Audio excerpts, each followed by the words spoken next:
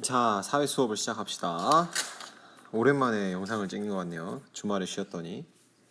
자, 먼저 우리가 지금 알아보고 있는 부분은 개항 이후의 조선의 모습입니다. 조선의 모습. 그래서 우리가 지난 시간까지 배운 걸 한번 쭉 정리를 한번 해볼게요. 먼저 강화도 조약을 맺어서 강화도 조약을 맺게 되었죠. 그래서 우리가 개항을 했어요.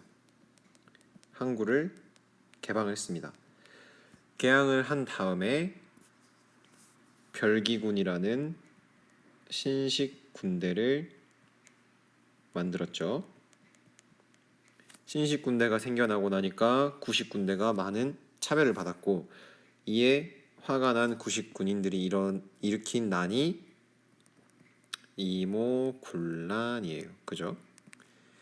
이모군란이 일어나서 누가 다시 컴백을 했다. 그렇죠. 흥선대원군이 다시 컴백을 합니다. 흥선대원군이 컴백해서 이 사람이 다시 정치를 시작했다는 말이에요. 그런데 이 이모군란이 일어났고 흥선대원이 컴백했지만 누가 개입을 했다. 여기에 청나라가 개입을 하죠. 청나라가 군사를 보냅니다. 그래서 이모군란은 막을 내리고 청의 정치의 간섭이 시작됩니다. 청의 간섭이 시작됐죠. 청의 간섭이 시작되니까 누가 긴장을 했다? 일본이 긴장하기 시작했어요. 그래서 일본이 누굴 꼬시냐? 조선에 있는 급진 개화파를 꼬십니다. 자, 급진 개화파. 이 나라를 다 뒤집어버리고 새로운 나라를 만들자라는 급진 개화파에게 일본이 손을 내밀어요. 일본의 조작이 있죠. 어떻게 조작을 했냐? 급진 개화파 너희가 난을 일으키면 우리가 일본이 도와줄게 라고 조작을 했어요. 거짓말을 한 거죠. 그래서 급진 개화파가 일으킨 사건이 갑신정변입니다. 그죠?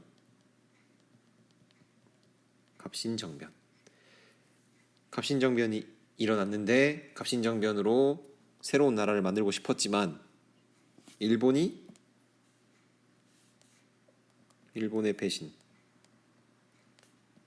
배신으로 인해서 갑신정변이 실패를 하고 말죠. 그렇죠? 이렇게 나라가 어지러운 상황에서 이제 우리가 오늘 배울 거를 한번 공부해 봅시다. 오늘은 이렇게 물가가 계속 오르고 또 지방 관리들이 농민들을 너무 못 살게 구는 이런 상황에서 새로운 종교가 생겨납니다. 새로운 종교는 뭐냐면 그 종교가 바로 동학이라는 종교입니다. 여러분들 그 실학자들이 서양의 학문을 들여왔다고 했죠. 그 서양 학문을 뭐라고 부른다고 했죠? 서양 학문을? 그렇죠. 서학이라고 부른다고 했잖아. 그렇지? 그래서 이 동학은 서학에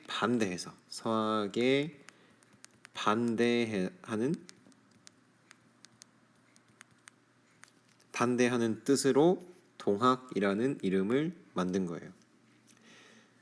서양의 문물보다는 우리의 문물을 더 지켜나가겠다라는 뜻이 딱 느껴지죠.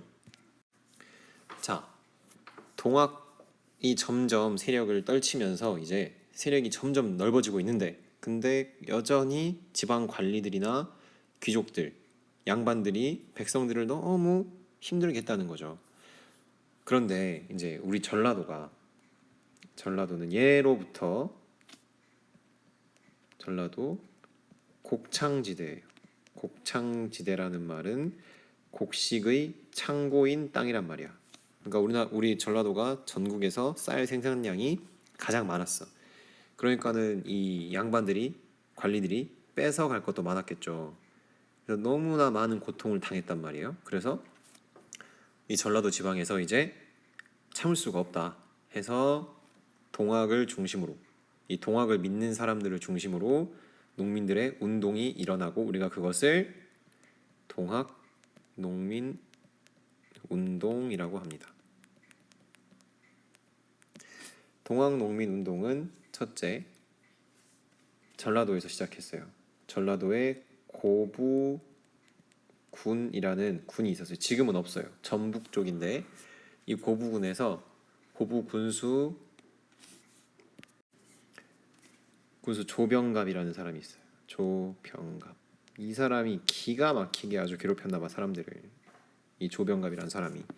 그래서 이 사람을 몰아내기 위해서 전봉준이라는 농민을 중심으로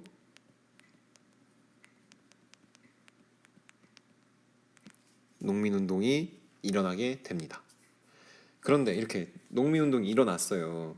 농민운동이 일어나가지고 이제 우리나라 군인들하고 막 싸우고 이런 일들이 일어난단 말이야. 근데 우리나라에서 어떻게 했냐면, 자, 조정의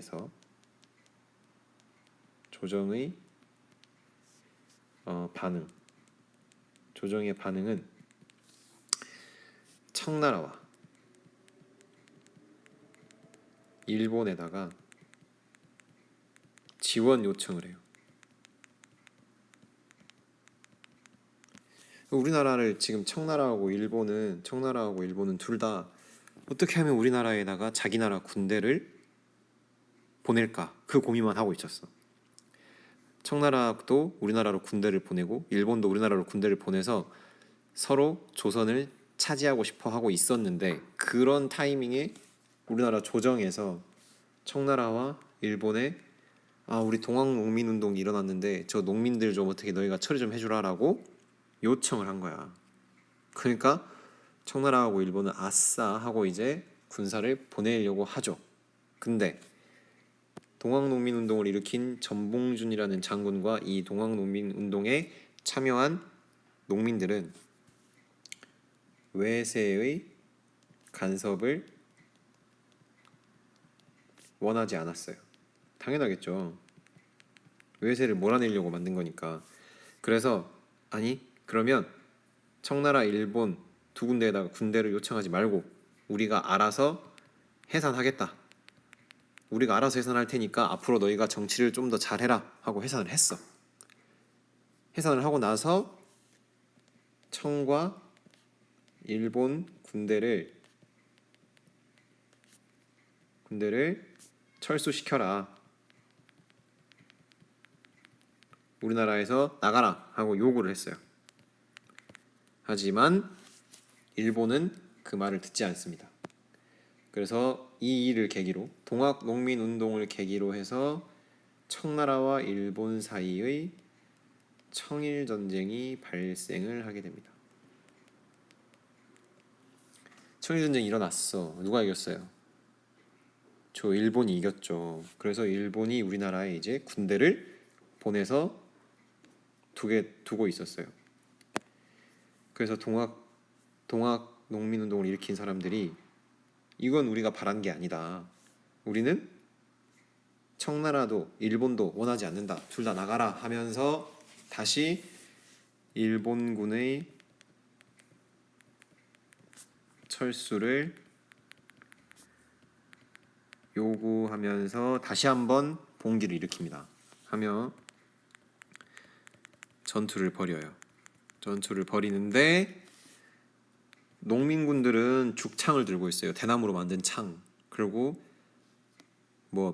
끼케야 칼, 화살 이런 건데, 일본군들은 기관총, 또 총, 말, 이렇게 강한 군대였단 말이죠. 그래서 엄청나게 많은 농민들이 희생되고 결국 동학농민운동은 실패로 돌아갑니다. 이때부터 이제 본격적으로 일본의 우리나라 침략이 시작이 되고 일본 군대가 우리나라에 계속 머무르게 된 거예요. 점점 열받을 일이 늘어나겠죠. 자, 여기까지 영상을 보고 여러분들이 이해가 안 되는 친구들은 한 번 더 보세요. 한 번 더 보면서 궁금한 점이나 아니면 알고 싶은 점들을 스스로 학습장에 기록해서 옵시다.